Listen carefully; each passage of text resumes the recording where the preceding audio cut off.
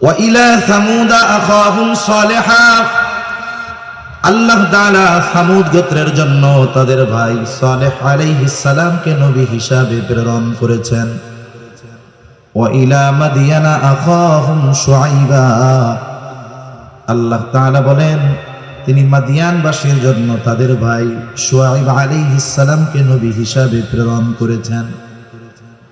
কত বড় জলিলুল কদর পয়গম্বর মুসা আলাইহিস সালাম আল্লাহ তাআলার সাথে সরাসরি কথা বলতেন। কোরআনুল কারীমে এককভাবে সবচেয়ে বেশি বার মুসা আলাইহিস সালামের নাম উল্লেখ হয়েছে। ওয়া কাল্লামাল্লাহু মুসা তাকলিমা, হযরত ঈসা আলাইহিস সালাম আল্লাহ তাআলা তার মাধ্যমে তার কুদরতের বহির্প্রকাশ ঘটিয়েছেন। পিতাবিহীন তিনি দুনিয়াতে এসেছেন। আল্লাহ তাআলা এমন কুদরত তার মাধ্যমে বহির্প্রকাশ করিয়েছেন। শুধু তাই না, যখন ঈসা আলাইহিস সালাতু ওয়াস সালাম মাতৃগর্ভে ছিলেন, দুগ্ধপোষ্য শিশু, যে কথা বলতে পারে না, কিছু বোঝে না, ওই অবস্থায় মুসা আলাইহিস সালামের জবান থেকে কথা বের করেছেন কে? আল্লাহ তাআলা মুসা ঈসা আলাইহিস সালামকে একেবারে সদ্য ভূমিষ্ঠ শিশু জবান খুলে দিয়েছে, মানুষের সামনে কথা বলছে। আদম আলাইহিস সালাতু ওয়াস সালাম আল্লাহ তাআলা বলেন খলাকতু বিয়াদাইয়া, আমি নিজের হাতে সৃষ্টি করেছি। আদম আলাইহিস সালামের ব্যাপারে আল্লাহ তাআলা বলেন তিনি মানব কুলের পিতা, কিন্তু সব মানুষের জন্য নবী না। ইব্রাহিম আলাইহিস সালাতু ওয়াস সালাম কত জলিলুল কদর পয়গম্বর, তিনি আমাদের নাম রেখেছেন মুসলমান, মুসলিম মিল্লাতের পিতা তিনি। আল্লাহ তাআলা বলেন মিল্লাতা আবিকুম ইব্রাহিম হুয়া সাম্মাকুমুল মুসলিমিন, তিনি সব মুসলমানদের পিতা, তবে সব মুসলমানের জন্য নবী না। কিন্তু আমার আপনার নবীর ব্যাপারে আল্লাহ তাআলা বলেন, আপনি বলেন কুল ইয়া আইয়ুহান নাসু ইন্নী রাসূলুল্লাহি ইলাইকুম জামিআ, আপনি বলেন আমি তোমাদের সকলের জন্য আল্লাহ তাআলার পক্ষ থেকে প্রেরিত রাসূল, প্রেরিত হয়েছি। তাহলে আমার আপনার নবী কোন গোত্র, কোন বংশ, শুধুমাত্র আরবের জন্য নবী নয়। আল্লাহ তাআলা জানিয়ে দেন আমার আপনার নবী হলেন সকলের জন্য নবী। এই সকলের জন্য নবী দ্বারা কি শুধু এই পৃথিবীবাসী তাদের জন্য নবী, বা শুধুমাত্র মানুষ আমার আপনার নবী কি শুধু তাদের জন্য নবী?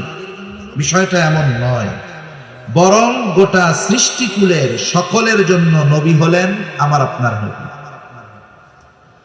নবীজির আগে সব নবীর নবুয়তির একটা পরিব্যাপ্তি ছিল, এরিয়া ছিল, নির্দিষ্ট সীমানা ছিল, গণ্ডি ছিল। কারণ দেখা গেছে পৃথিবীতে এক সময় একাধিক নবী ছিলেন, পাশাপাশি এলাকায় তারা অবস্থান করতেন। কিন্তু আমার আপনার নবীজির নবুয়তির পরিব্যাপ্তি কত দূর, আমার আপনার নবীজির নবুয়তির পরিব্যাপ্তি হলো তত দূর, আল্লাহ তাআলার রবুবিয়তের বিস্তৃতি যত দূর। তার মানে যেই জায়গার রব আল্লাহ, সেই জায়গার নবী রহমত মুহাম্মাদুর রাসূলুল্লাহ। পবিত্র কোরআনুল কারীমের সর্বাধিক পাঠিত সূরা সূরা ফাতিহা। সূরা ফাতিহা এমন এক সূরা প্রত্যেক নামাজের প্রতি রাকাতে লাগে। ইমামের পেছনে যখন পড়া হয়, ইমামের কেরাতি, মুসল্লির কেরাত, তখন আমরা পড়ি না, তখন ইমামেরটা শুনি। একা যখন সুন্নাত পড়ি, নফল পড়ি, তখন প্রতি রাকাতে সূরা ফাতিহা নিজে পড়ি। সূরা ফাতিহার শুরুতেই আমরা বলি আলহামদুলিল্লাহি রাব্বিল আলামিন, সকল প্রশংসা আল্লাহর জন্য। আল্লাহকে বলে যিনি জগৎ সমূহের রব। আলম এক বচন, আলামিন বহু বচন, তার মানে আল্লাহ তাআলা বলেন জগৎ একটা নয়, অগণিত জগৎ আছে। মহাকাশ নিয়ে যারা গবেষণা করে মাঝে মধ্যে দেখবেন তারা বলে এত আলোকবর্ষ দূরে একটা নতুন গ্রহের সন্ধান পাওয়া গেছে, নতুন একটা আলম, নতুন একটা জগতের সন্ধান পাওয়া গেছে। গোটা পৃথিবীব্যাপী তোলপাড় সৃষ্টি হয়ে যায় যে পৃথিবীবাসী নতুন করে একটা স্থানের সন্ধান পেয়েছে, ওই জায়গায় মানব বসতি স্থাপন করা হবে। তাহলে নাসা যদি নতুন একটা আলম তথা জগতের সন্ধান পায়, গোটা পৃথিবীতে তোলপাড় সৃষ্টি হয়ে যায়। কিন্তু আল্লাহ তাআলা ১৫০০ বছর আগে আল্লাহ তাআলা কোরআনুল কারীম নাজিল করে জানিয়ে দিলেন যে শোনো, এই জগৎ শুধু একটা জগৎ এমনটা নয়, বরং এই পৃথিবী একটা জগৎ এমনটা নয়, বরং আরো অগণিত জগৎ যিনি সৃষ্টি করেছেন তিনি কে? অগণিত জগৎ। যেই আল্লাহ জগৎ সমূহের রব, সেই আল্লাহ কোরআনুল কারীমের মধ্যে ঘোষণা দেন, ওয়ামা আরসালনাকা ইল্লা রাহমাতাল লিল আলামিন।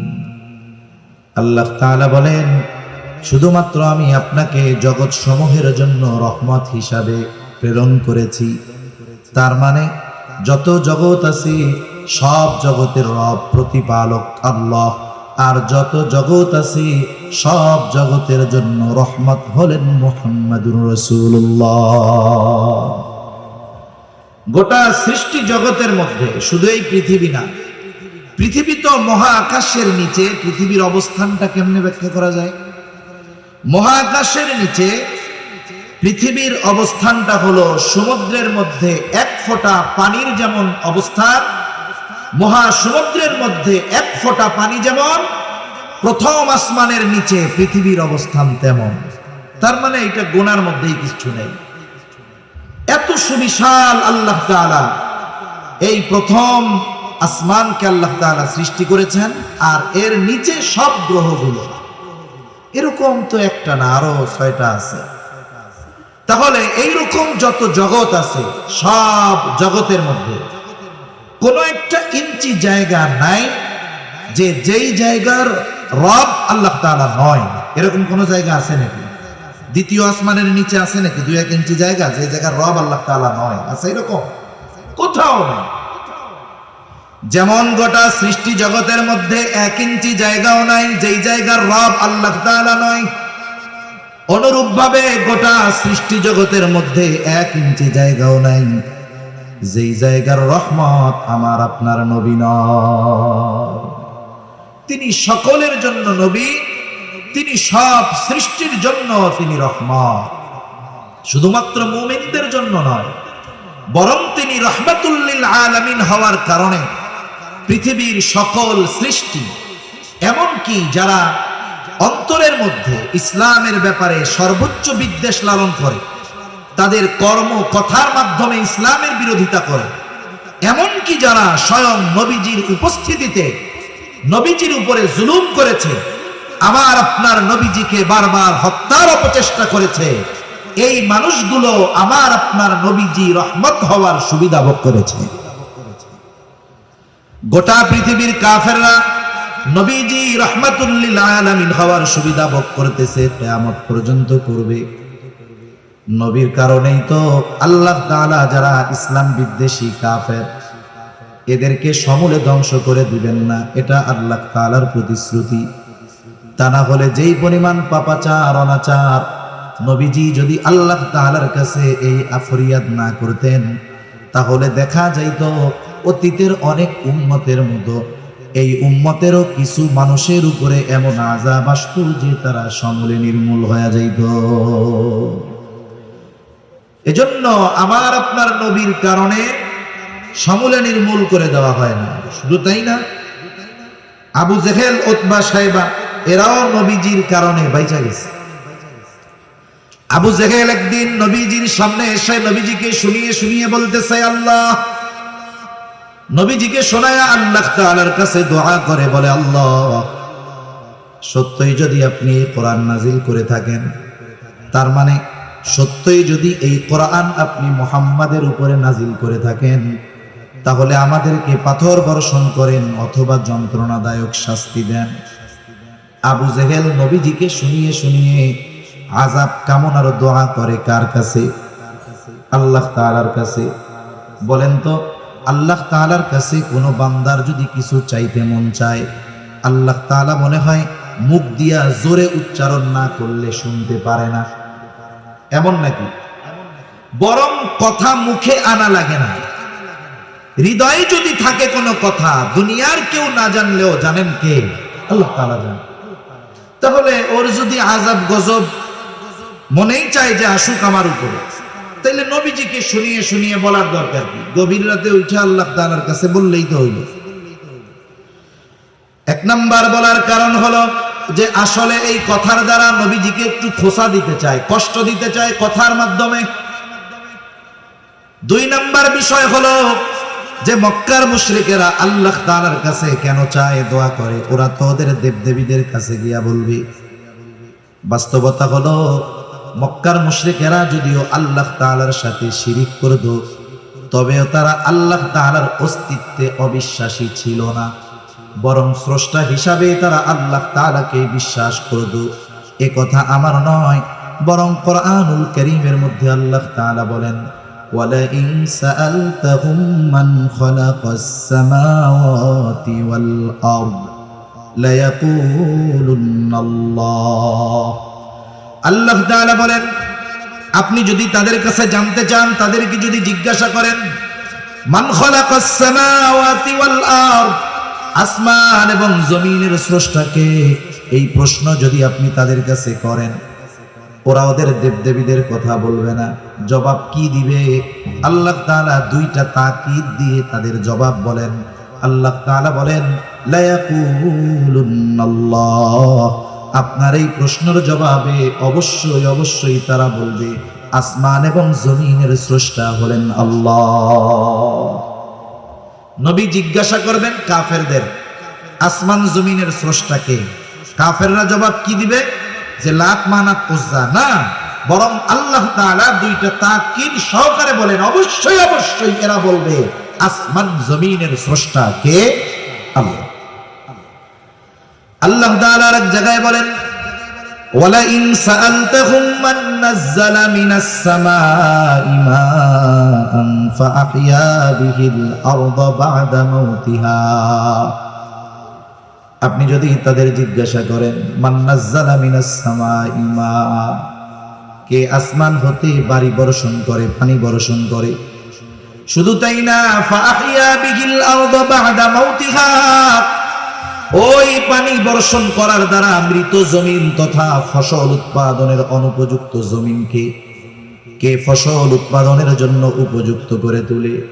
অর্থাৎ ওই পানির দ্বারা মৃত জমিনকে কে পুনরুজ্জীবিত করে তোলে? ওরা ওদের দেবদেবীদের কথা বলবে না, কি বলবে জবাবে? আল্লাহ তাআলা বলেন লায়াকুলুন্নাল্লাহ, আপনার এই প্রশ্নের জবাবে অবশ্যই অবশ্যই তারা বলবে এগুলো যিনি করেন তিনি কে? বলবে অবশ্যই অবশ্যই আল্লাহ এগুলো দেন। আল্লাহ তাআলা এক জায়গায় বলেন ওয়ালাইন সাআলতাহুম মান খালাকাহুম লায়াকুলুন্নাল্লাহ, আপনি যদি তাদের জিজ্ঞাসা করেন তাদের স্রষ্টাকে, কে তাদেরকে সৃষ্টি করেছে, তারা নাস্তিকদের মতো বলবে না এমনিই হয়ে গেছি, প্রাকৃতিক ভাবে হয়েছি, বরং কি বলবে? লায়াকুলুন্নাল্লাহ, অবশ্যই অবশ্যই আমাদের স্রষ্টা হলেন আল্লাহ। তাহলে আল্লাহ তাআলার অস্তিত্বের ব্যাপারে তাদের কি দৃঢ় বিশ্বাস ছিল, কিন্তু তারা এমন কিছু আল্লাহ তাআলার সাথে শিরক করত যার কারণে তাদের এই বিশ্বাস মূল্যহীন হয়ে গেছে, কোনো দাম নেই। আবার নবীজি এক জায়গায় বলেন আবু জেহেল আল্লাহ তাআলার কাছে দোয়া করেছে, আল্লাহ তাআলা আবু জেহেলের দোয়াও কবুল করেছেন। বদরের দিন সকাল বেলায় আবু জেহেল আল্লাহ তাআলার কাছে দোয়া করে বলে, আল্লাহ আজকে যারা হকের উপরে আছে, সত্যের উপরে আছে, আপনি তাদেরকে বিজয় দান করেন। নবীজি বলেন আল্লাহ তাআলা আবু জেহেলের দোয়া কবুল করেছে। বদরের দিন যারা হকের উপরে ছিল, সত্যের উপরে ছিল, আল্লাহ তাআলা তাদেরকে বিজয় দান করেছে। তাহলে নবীজিকে শুনিয়ে শুনিয়ে আল্লাহ তাআলার কাছে বলার উদ্দেশ্য হলো নবীজিকে কষ্ট দেওয়া। সে কেমন যেন নবীজিকে বলতে চায় আসলে উপযুক্ত আমি ছিলাম, তা তোমার কাছে আল্লাহ তাআলা পাঠাইছে। ও কেমন যেন আল্লাহর কাছে বলে, আল্লাহ আমি কত প্রভাবশালী মানুষ, আমার পেছনে কত লোক আছে, আমার সম্পদের অভাব নাই, আমার মতো লোক থাকতে আপনি ওনার কাছে কোরআন নাজিল করলেন, এটা কেমন হইল? এর আগে আমারে পাথর মেরে শেষ করে দিলেন না কেন? অনেক মানুষ আছে আর একজনের সাথে তার শত্রুতার প্রয়োজন নাই, তার প্রতিবেশী, তার বন্ধু, তার পরিচিত জনের উন্নতি অগ্রগতি, তার প্রতি তার অন্তরে হিংসার বীজ বপন করে দেয়, অটোমেটিক শত্রু হয়ে যায়। হয় কি হয় না? অনেক সময় তো মানুষ অনেকের উন্নতি দেখে বলে, এই লোকটার এই অবস্থা হইল, আরে আল্লাহ এই লোকটা এরকম হইল, এই দৃশ্য দেখার আগে, এই কথা শোনার আগে আমি মরলাম না কেন? এরকম বলে না অনেকে? এগুলো কি খবর শুনলাম, এগুলো শোনার আগে মরলাম না কেন? এই যে বলতেছে মরলাম না কেন বা আমার মরণ হলো না কেন, এই টাইমে যদি আজরাইল এসে বলে যে তোমার তো মরতে মন চায়, তাহলে আমার সাথে চলো, ও কি মরতে চাইবে নাকি? বলবে ধরু মিয়া, আমি কি মরতে চাইছি? এমনি এমনি কইছি। তার মানে চিন্তা করেন পরশ্রী কাতরতা, হিংসা কেমন এক রোগ যে এটার কারণে অনেক সময় মানুষ নিজের মৃত্যুও কামনা করে। এজন্য বুজুর্গদের সোহবতে যাওয়া দরকার আমাদের, যাতে আমাদের এই অন্তরের রোগগুলো দূর হয়ে যায়। অন্তরের রোগ এটা জটিল এক জিনিস। যেমন পৃথিবীতে যত ভয়ানক রোগ আছে, মরণ ব্যাধি, দেখবেন এই মরণ ব্যাধি যে রোগগুলো, এই রোগগুলোর আলামত শরীরের বাহির অংশে প্রকাশ পায় খুব কম। হার্টের রোগ আপনি বাহিরে কিছু দেখবেন না, ভিতরে ক্যান্সারের জীবাণু দেহ খেয়ে ফেলছে, বাহিরে কিছুই টের পাওয়া যায় না। এই হিংসা হলো মানুষের ঈমান ধ্বংস করা, আমল ধ্বংস করার অন্যতম এক রোগ। এজন্য আল্লাহ তাআলার কাছে দোয়া করা, যারা এই রুহানি চিকিৎসক, অন্তর পরিশুদ্ধ করার চিকিৎসক, যারা হক্কানি বুজুর্গানে দ্বীনের সোহবতে গিয়ে আমাদের দিলগুলোকে পরিষ্কার করা দরকার, ঠিক কিনা বলেন? তা আবু জেহেল এই কথা নবীজিরে শোনায় শোনায় বলতেছে, মানুষ যখন আমাকে আপনাকে কোনো কথা বলবে, তিরস্কার করে খোঁচা মেরে, মানুষ হিসাবে স্বাভাবিক আমার আপনার খারাপ লাগতেই পারে, ঠিক কিনা বলেন? আবার অনেক সময় অনেক ভদ্র মানুষ আছে, মানুষ যদি তাকে তিরস্কার করে কিছু বলে চুপ করে থাকে। সবাই তো আর একরকম না। মনে করেন কতজন হুজুরদের বলে জঙ্গি, মোল্লা, মানুষের বাড়িতে খায়, এই করে সেই করে। দেখবেন কিছু মানুষ আছে শরীফ মানুষ, উনি খালি শুনে, কিছু বলে না, মাথা নিচু করে চলে আসে। আবার অনেক সময় অনেকে আছে যে তিনি খুব ভদ্র, সাথে আছে এক বন্ধু, এটা খুব চেতা।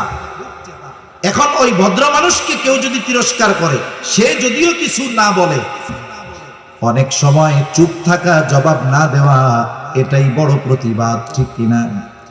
এজন্য রহমানের বান্দাদের যত গুণাবলী আছে, এর মধ্যে একটা গুণ আল্লাহ তাআলা বলেন, ওয়াইদা খাতাবাহুমুল জাহিলুনা ক্বালু সালামা। আবু জেহেল নবীজিকে শোনায় শোনায় কথা বলে, নবীজি কিছু বলেন না। কিন্তু আবু জেহেল যে আমার আপনার নবীকে কষ্ট দিতে চায়, যে কথাগুলো বলতেছে, আল্লাহ তাআলা শুনেন কি শুনেন না? নবী ঠিক কিছুই বলেন নাই, কিন্তু আল্লাহ তাআলা জবাব পাঠায় দিলেন আমার আপনার নবীর জবান দিয়ে। আল্লাহ তাআলা বলেন, হাবিব, আসলে ওরা যা বলে, ওরা যা করে, ওরা যে শাস্তি কামনা করে, তার চাইতে কঠিন বিষয়ের উপযুক্ত তারা। কিন্তু শাস্তির উপযুক্ত হওয়ার পরেও কেন আমি শাস্তি দেই না, শুনে নেন। আল্লাহ তাআলা বলেন, ওয়ামা কানাল্লাহু লিয়ুআযযিবাহুম ওয়া আনতা ফীহিম। শাস্তি দেই না কেন? এটা আপনার সম্মানার্থে। আপনি যতক্ষণ তাদের মধ্যে আছেন, শুধুমাত্র আপনার সম্মানার্থে আমি তাদেরকে আযাব দেই না। তাহলে আবু জেহেল, উতবা, সাইবা সহ এরা শাস্তির উপযুক্ত, শাস্তির উপযুক্ত, শাস্তি পাওয়ার মতো কথা, কাজ সবকিছু করার পরেও আল্লাহ তাআলা আযাব কেন দেন নাই? বলে আপনি আছেন এই জন্য দেই নাই। কেন দেই নাই? বলে আপনি তো রাহমাতুল লিল আলামিন, আপনি এই পৃথিবীতে আছেন আর শাস্তি দেব, আযাব দিব, এটা হতে পারে না, কারণ আযাব আর রহমত একসাথে থাকতে পারে। এজন্য অতীতে যত নবীর উম্মতদেরকে আল্লাহ তাআলা শাস্তি দিয়েছেন, এমনটা কখনো হয় নাই আল্লাহ আযাব দিয়েছেন আর ওই জায়গায় ওই নবী উপস্থিত আছে, এমনটা হয় নাই। আগে আল্লাহ তাআলা ওই নবীকে তার নবুয়তির এরিয়ার বাইরে নিরাপদে সরায় নিয়েছেন, এরপরে আল্লাহ তাআলা আযাব দিয়েছেন। তাহলে আদ গোত্রের নবী হুদ আলাইহিস সালাম আল্লাহ শাস্তি দিতে চাইলেন, হুদ নবীকে সরায় নিলেন। ইউনূস আলাইহিস সালাম যেই জায়গার নবী সরায় নিলেন, শুআয়ব আলাইহিস সালামকে সরায় নিলেন, সালেহ আলাইহিস সালামকে সরায় নিলেন। উনি ওনার নবুয়তির এরিয়ার বাইরে চলে গেল। বলেন তো আমার আপনার নবীকে কোথায় সরায় নিবে? কারণ সরানোর মতো 1 ইঞ্চি জায়গা গোটা সৃষ্টি জগতের কোথাও নাই। কারণ আমার আপনার নবী হলেন রহমাতুল লিল আলামিন। আমার আপনার নবীর সম্মানার্থে কাফেররা শাস্তি পায় নাই নগদে, নাইলে ওরা যা করেছে শাস্তির উপযুক্ত ছিল। তাহলে যে কথা থেকে গেলাম, নবীজি রহমাতুল লিল আলামিন হওয়ার এই সুবিধা শুধু মুমিনরা ভোগ করে তা নয়, কাফেররাও ভোগ করতেছে, ঠিক কিনা বলেন? আবার দেখেন এই উম্মতের জন্য নবীজির কেমন দয়া, আল্লাহ তাআলা তার অন্তরটাকে কত নরম বানায় দিয়েছে, অন্তরের মধ্যে কত রহমত কত দয়া ভরপুর করে দিয়েছে। আব্দুল্লাহ ইবনে আমর ইবনুল আস রাদিয়াল্লাহু তাআলা আনহু থেকে বর্ণিত, নবীজি কোরআন থেকে তিলাওয়াত করলেন যা আল্লাহ তাআলা ইব্রাহিম আলাইহিস সালামের ব্যাপারে নাজিল করেছেন। কোরআনে কি নাজিল করেছেন? আল্লাহ কোরআনুল কারীমের 13তম পারা সূরা ইব্রাহিমের মধ্যে আল্লাহ তাআলা ইব্রাহিম আলাইহিস সালাম তার গুনাহগার উম্মতের জন্য ক্ষমা চেয়ে আল্লাহ তাআলার কাছে দোয়া করেছেন। ওই দোয়ার কথাটাই আল্লাহ তাআলা কোরআনে জানিয়ে দিয়ে বলেন, রব্বি ইন্নাহুন্না আযলালনা কাসীরাম মিনান নাস ফামান তাবিআনি ফাইন্নাহু মিন্নী ওয়া মান আসানি ফাইন্নাকা গফুরুর রহিম। ইব্রাহিম আলাইহিস সালাম বলেন, ও রব, এই প্রতিমাগুলো এই মূর্তিগুলো অধিকাংশ মানুষকে পথচ্যুত করে ফেলেছে। ফামান তাবিআনি ফাইন্নাহু মিন্নী, যে আমার আনুগত্য করেছে সে তো আমার দলভুক্ত। আমান আসানি, যে আমার আনুগত্য করে নাই, যদিও করে নাই, যদিও মানে নাই, তথাপিও তো ইব্রাহিম আলাইহিস সালামের উম্মত। কারণ আমার আপনার নবীজির নবুয়তির পরে কিয়ামত পর্যন্ত যত মানুষ আসবে, যত মানুষ আছে, যত মানুষ দুনিয়া থেকে চলে গেছে, যে যে ধর্মের অনুসারী হোক না কেন, সকল মানুষই আমার আপনার নবীজির উম্মত। অনেক সময় এমনটা হয় যে বাধ্য সন্তানের চাইতে মা বাবা অবাধ্য সন্তানকে নিয়ে চিন্তিত বেশি থাকে, দোয়া তার জন্য বেশি করে, তার কথা মানুষের কাছে বেশি বলে। সন্তান অবাধ্য কিন্তু তার জন্য বেশি চিন্তিত থাকে। কেন? বলে মোহাব্বতের কারণে। চিন্তা করে যেগুলো তো বাধ্য ওগুলো তো একটা রাস্তা হইছে, কিন্তু যেটা অবাধ্য এটার কি হবে? মা বাবা সন্তান খারাপ হওয়ার পরেও তাকে ত্যায্য পুত্র করে দেয় না, বের করে দেয় না, বরং তার পরিবর্তনের জন্য আল্লাহ তাআলার কাছে দোয়া করে, মানুষের কাছে বলে, উলামায়ে কেরামের কাছে বলে, দেখেন একটু কিছু করা যায় কিনা। কেন করে? মোহাব্বতের কারণে। বলেন তো, মা বাপ সন্তানকে যত মোহাব্বত করে তার চাইতে নবী তার উম্মতকে মোহাব্বত কম করে না বেশি করে? কত বেশি করে এটা মাপা যাবে না, পরিমাপ করা যাবে না। কত ভালোবাসে নবী। আসলে আমাকে আপনাকে ভালোবাসে কে, দুনিয়াতেও এটা মোটামুটি বোঝা যায়। মুসিবতে বিপদে যে পাশে থাকে আসলে সে ভালোবাসে। মুখ দিয়া শুধু বললে হবে না ভালোবাসি ভালোবাসি, কিন্তু বিপদের সময় নাই। বাস্তবে এই সব মানুষ ভালোবাসে না, বাস্তবে ভালোবাসে তারা বিপদে পাশে থাকে যারা। এই দুনিয়ার বিপদ চোখ বন্ধ হবে, বিপদ শেষ। আসল বিপদ তো কিয়ামতের দিন, আসল বিপদ তো মুসিবতের দিন। দুনিয়ার বিপদে, দুনিয়ার মুসিবতে সন্তান যদি বিপদে পড়ে বাবা সাহায্যের জন্য দৌড়িয়ে যায়, ভাই বিপদে পড়লে ভাই যায়, বাবা পড়লে ছেলে যায়, ছেলে পড়লে বাবা যায় সাহায্য করার জন্য। বলেন তো, কিয়ামতের দিন যখন কেউ মুসিবতে পড়বে, বাবা মুসিবতে পড়লে সন্তান কি বাবার পাশে এসে দাঁড়াবে নাকি?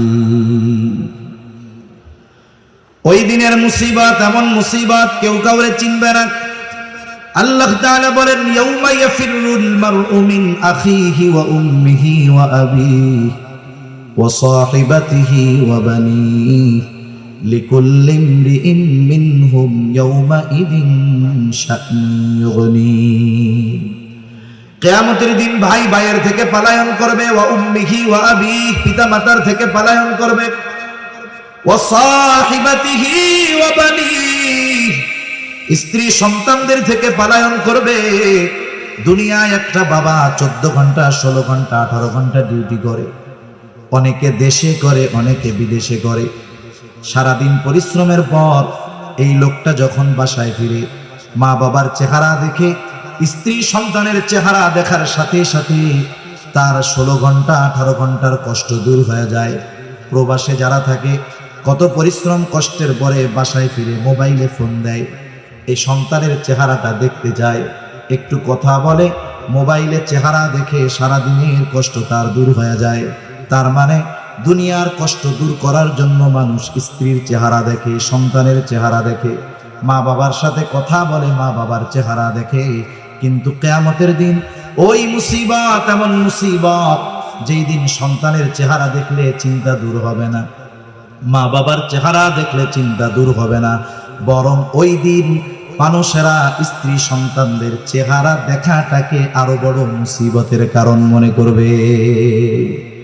এই জন্য একজন একজনের থেকে পালাতে থাকবে। সেই দিন সবাই নিজ চিন্তায় বিভোর থাকবে, চিন্তিত থাকবে সবাই। আমার আপনার নবীজিও চিন্তিত থাকবে, তবে সবাই চিন্তিত থাকবে নিজের জন্য, নবীজি চিন্তিত থাকবেন উম্মতের জন্য। কেমন চিন্তিত থাকবেন? একটা মানুষ যদি পেরেশানিতে থাকে, চিন্তায় থাকে, যত আরামের বিছানা দেওয়া হোক না কেন, শীতাতপ নিয়ন্ত্রিত ব্যবস্থা থাকুক না কেন, সে বিছানায় যখন শুয়ে পড়ে ঘুমের ট্যাবলেট খাইলেও তার ঘুম আসে না। পায়চারি করে, বাহিরে যায়, ছাদে যায়, হাঁটাহাঁটি করে, এক জায়গায় সে স্থির থাকতে পারে না।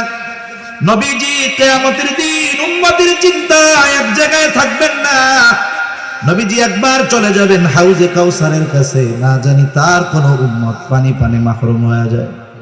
আর একবার চলে যাবেন মিজানের কাছে, না জানি তার কোনো উম্মত ওজনে ধরা পড়ে যায়। আবার চলে যাবেন জাহান্নামের কাছে, না জানি কোনো উম্মতকে জাহান্নামে দিয়ে দেওয়া হয়। আর একবার চলে যাবেন পুলসিরাতের কাছে, না জানি কোনো উম্মত পুল পাড়ি দিতে ব্যর্থ হয়ে যায়। আবার উম্মতের জন্য সুপারিশ দরকার, আল্লাহ তাআলার কাছে চলে যাবেন সুপারিশ করার জন্য। সব নবী জান্নাত অভিমুখে রওনা হয়ে যাবে, জান্নাতের দোরগোড়ায় পৌঁছিয়ে যাবে, কিন্তু জান্নাতের দরজা বন্ধ। বলে খোলো না কেন? বলে যিনি আসলে খোলা হবে তিনি আসেন নাই। কোথায় তিনি? হাসরের ময়দানে। কি করতেছেন? উম্মতের চিন্তায় বিভোর। বলে নবী ততক্ষণ পর্যন্ত জান্নাত অভিমুখে রওনা হবে না, যতক্ষণ না তার ওই উম্মত, যার অন্তরে যাররা পরিমাণ হলেও ঈমান ছিল, তার ব্যাপারে যতক্ষণ আল্লাহ তাআলার পক্ষ থেকে জান্নাতের নিশ্চয়তা না আসবে, ততক্ষণ পর্যন্ত আমার আপনার নবী নিজে জান্নাত অভিমুখে রওনা হবে না। তাহলে বাস্তবতা হলো, মা বাবা কতটুকু ভালোবাসে তার চাইতে বেশি ভালো আমার আপনার নবী আমাকে আপনাকে বাসে। ইব্রাহিম আলাইহিস সালাম তার উম্মতকে ভালোবাসে। এই জন্য আল্লাহ তাআলার কাছে কেমন যেন বলতে চায়, ও রব, যারা আমার আনুগত্য করে নাই তারাও তো আমার উম্মত, ফা ইন্নাকা গফুরুর রহিম। কেমন যেন বলতে চায়, আপনি তো গফুর, আপনি তো রহিম, আপনি চাইলে আমার এই গুনাহগার উম্মত গুলোকেও মাফ করে দিতে পারে। وقال عيسى عليه السلام إن تعذبهم فإنهم عبادك وإن تغفر لهم فإنك أنت العزيز الحكيم। ঈসা আলাইহিস সালাম তার গুনাহগার উম্মতের জন্য আল্লাহ তাআলার কাছে দোয়া করে বলে, ইন তুআযিবুহুম ফাইন্নাহুম ইবাদুক, আপনি যদি তাদেরকে শাস্তি দেন তারা তো আপনারই বান্দা, ওয়া ইন তাগফির লাহুম ফাইন্নাকা আনতাল আজিজুল হাকীম, আর আপনি যদি তাদেরকে মাফ করে দেন, আরে আপনি তো আজিজ, আপনি তো হাকিম, আপনি মহাপরাক্রমশালী, মহাপ্রজ্ঞাময়। ঈসা আলাইহিস সালাম কেমন যেন বলে, আল্লাহ আমার উম্মত আপনার গুনাহগার বান্দাগুলারে আপনি মাফ করে দেন। দুই নবী তার উম্মতের জন্য ক্ষমা চেয়ে আল্লাহ তাআলার কাছে দোয়া করছে। নবীজি উম্মতের কথা তো সব সময় অন্তরে আছে।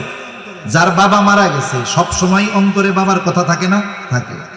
কিন্তু যখন আরেকজনের বাবাকে দেখে বাবার কথা একটু তখন বেশি মনে পড়ে। নবীজি সব সময় উম্মতের চিন্তা করেন, কিন্তু দুই নবী যখন উম্মতের ব্যাপারে দোয়া করছে উম্মতের কথা একটু বেশি মনে পড়ে গেছে। এবার নবীজি কি করলেন? ফারাফা ইয়াদাইহি ওয়া ক্বালা আল্লাহুম্মা উম্মতি উম্মতি ওয়া বাকা। নবীজি দুই হাত উঁচু করলেন, দুই হাত উঁচু করে বলতেছেন আল্লাহুম্মা উম্মতি আল্লাহুম্মা উম্মতি, আয় আল্লাহ আমার উম্মত আমার উম্মত।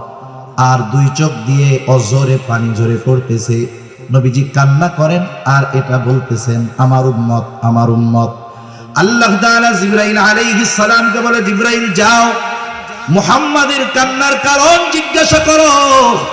জিবরাইল আলাইহিস সালাম চলে এসেছে, এসে জিজ্ঞাসা করে আপনার কান্নার কারণ কি? যদিও আপনার কান্নার কারণ আপনার মালিক জানে, এরপরেও তিনি শুনতে চায়। আরে আল্লাহ জানার পরে কেন শুনতে চায়? মাঝে মধ্যে আমি বলি, বৃহস্পতিবার বিকাল বেলায় মক্তবের বা হিফজখানার ছোট একটা বাচ্চা ওস্তাদের কাছে গেছে আসরের পরে, ওস্তাদের পাশে বসে শুধু কান্না করে, কিছু বলে না। ছোট বাচ্চা, বলেন তো বৃহস্পতিবারে কোনো মক্তবের বা হিফজখানার ছোট বাচ্চা যদি হুজুরের পাশে বসে কান্না করে, কি জন্য কান্না করে ওস্তাদকে বলার দরকার আছে নাকি? বলেন তো কেন কান্না করে? ছুটি চায়, বাসায় যেতে চায়, ওস্তাদও বুঝে, জিজ্ঞাসা করে কান্না করো কেন? এবার কান্নার গতি আরো বাইরে যায়। ও চিন্তা করে আমি কাঁদতেছি কেন? হুজুর বোঝার পরেও আবার জিজ্ঞাসা করে কেন? হুজুর বলে তুমি যতই কান্নাকাটি করো লাভ নাই, কারণ আগে কও। এইবার কান্না জড়িত কণ্ঠে ছেলেটা ওস্তাদের কাছে বলে, ওস্তাদ আমার আম্মাকে একটু দেখতে মন চায়, ছোট ভাইটাকে একটু দেখতে মন চায়, একটু ছুটি দেন, বাড়িতে যাব। ওস্তাদ এবার একটা হাসি দিয়া বলে, যাও আগামীকাল মাগরিবের আগে চলে আসবা। এখন কথা হলো, ছাত্রের কান্নার কারণ জানার পরেও ওস্তাদ ছাত্রর মুখে শুনতে যায় কেন? বলে এটা হলো ওস্তাদ আর ছাত্রের মধ্যে মহব্বতের বহিঃপ্রকাশ। নবীজি কান্না করে কেন জানার পরেও কেন আল্লাহ শুনতে চায়? বলে এটা হলো আমার আপনার নবীর প্রতি আল্লাহ তাআলার ভালোবাসার বহিঃপ্রকাশ। উম্মতের ব্যাপারে সব কথা খুলে বলছে জিবরাইল আলাইহিস সালামকে। জিবরাইল আলাইহিস সালাম গিয়ে বলে, আল্লাহ আপনার হাবিবের কান্নার কারণ তার উম্মত। আল্লাহ তাআলা বলে, যাও আমার হাবিবকে মুহাম্মদকে গিয়া জানায় দাও, অচিরেই আমি তাকে তার উম্মতের ব্যাপারে সন্তুষ্ট করব, অসন্তুষ্ট করব না। আল্লাহ তাআলা কোরআনুল কারীমের মধ্যে সূরাতুদ দুহার মধ্যে বলেন, ওয়ালা সাউফা ইউতিকা রাব্বুকা ফাতারদা, অচিরেই আপনার রব আপনাকে এমন কিছু দিবেন যে আপনি খুশি হয়ে যাবেন। এই আয়াতের তাফসীরে এই হাদিসটা আসছে। আর এর জবাবে নবী বলেন, আমি ততক্ষণ পর্যন্ত খুশি হব না যতক্ষণ আমার সব উম্মতকে আল্লাহ মাফ করবে না। তাহলে নবীজির প্রতি আমাদের প্রতি নবীজির ভালোবাসা কেমন, এটা বোঝার জন্য দুনিয়ার কোন মানুষের স্বাক্ষর দরকার নাই। আরো অনেক হাদিস উপমা দেওয়া যাবে, অল্প সময়ের মধ্যে শুধু আল্লাহ তাআলার কথাটা বইলা শেষ করে দিই। কারণ দুনিয়ার অনেক মানুষ আছে, হাজার মানুষের বিপরীতে একজনের কথাকে গ্রহণযোগ্য ধরা হয়। হাজার মানুষ একদিকে আর এক ব্যক্তি একদিকে, ঠিক কিনা বলেন? আল্লাহ রাব্বুল আলামিন স্বয়ং নিজে জানিয়ে দেন নবীজির আমাদের প্রতি কত মায়া, কত দয়া, কত মহব্বত, কত ভালোবাসা। আল্লাহ তাআলা সেই কথা কোরআনুল কারীমের মধ্যে বলেন, লাকাদ জাআকুম রাসূলুম মিন আনফুসিকুম আজিজুন আলাইহি মা আনিতুম হারিসুন আলাইকুম বিল মুমিনিনা রাউফুর রহিম। আল্লাহ তাআলা বলেন, তোমাদের মধ্য থেকে তোমাদের জন্য এমন একজন রাসূল এসেছেন, কেমন সেই রাসূল? আল্লাহ তাআলা এক নাম্বার বলেন আজিজুন আলাইহি মা আনিতুম, তোমাদের জন্য যেটা কষ্টের সেটা তার জন্য কষ্টের। তার মানে তিনি হলেন সমব্যথী। তোমরা যেটাতে কষ্ট পাও তিনিও সেটাতে কষ্ট পায়। এটা আবার কেমন কথা? আমার হাত কেটে গেছে, আমার পা কেটে গেছে, হাত ভেঙে গেছে, কষ্ট তো আমি পাবো, আপনি কেমনে পাবেন? এই যে একজনের কষ্টে আরেকজন যে কষ্ট অনুভব করে, এটার মূল কালেকশন হলো মোহাব্বত, ভালোবাসা। মনে করেন একজনের ছোট বাচ্চা 2 বছর 3 বছর বয়স, 2 বছরের বাচ্চা গভীর রাত প্রচন্ড জ্বরাক্রান্ত, এতটা জ্বর গা ফেটে যায়, চোখগুলো টলমল করতেছে পানিতে, জ্বরের যন্ত্রণায় কষ্টে ছোট বাচ্চার জবান দিয়ে কষ্টের আওয়াজ বের হচ্ছে, আহ। গভীর রাত, দোকানও খোলা নাই, ডাক্তারের কাছে নেওয়ার কোনো উপায় নাই। সন্তানের এত কষ্ট, পাশে বসে আছে তার মা বাবা। যাদের সন্তান আছে অনুধাবন করতে পারবেন। বলেন তো, জ্বরাক্রান্ত ওই শিশু বাচ্চা জ্বরের কারণে যত কষ্ট পায়, তার পাশে বসে থাকা সুস্থ মা বাবা সন্তানের চাইতে কষ্ট বেশি পায় না কম পায়? কম না বেশি পায়? যাদের বাচ্চা কাচ্চা নেই এরা তো এটা সহজে বুঝবে না, যাদের আছে এরা বুঝবে। তাহলে কষ্ট কেন পায়? অন্য মা বাবা তো পাবে না, উনরা কেন পায়? বলে সন্তান তো মহব্বতের কারণে, ওর কষ্ট মা বাবার কষ্টের কারণ হয়। যেই মা বাবা সন্তানের কষ্টে কষ্ট পায় মহব্বতের কারণে, বলেন তো সেই উম্মতের কারণে নবী কষ্ট কেন পাবে না? সন্তানকে মা বাবা যত ভালোবাসে, তার চাইতে অগণিত গুণ বেশি ভালো নবী তার উম্মতকে বাসে। আল্লাহ তাআলা সেই জন্য বলেন তিনি হলেন আজিজ, সমব্যথী। 2 নাম্বার, আল্লাহ রাব্বুল আলামিন বলেন হারিসুন আলাইকুম, তিনি তোমাদের জন্য কল্যাণকামী। তবে মুমিনদের জন্য আল্লাহ তাআলা নবীজিকে বিশেষ অনুগ্রহ বলে অভিহিত করেছেন। আর এক জায়গায় আল্লাহ তাআলা বলেন লাকাদ মান্নাল্লাহু আলাল মুমিনিনা ইয বাআসা ফীহিম রাসূলাম মিন আনফুসিহিম, যে আল্লাহ তাআলার বিশেষ অনুগ্রহ মুমিনদের উপর যে তিনি তাদের মধ্য থেকে তাদের জন্য একজন রাসূল পাঠিয়েছেন। এই জন্য নবী মুমিনদের জন্য স্পেশাল অনুগ্রহ।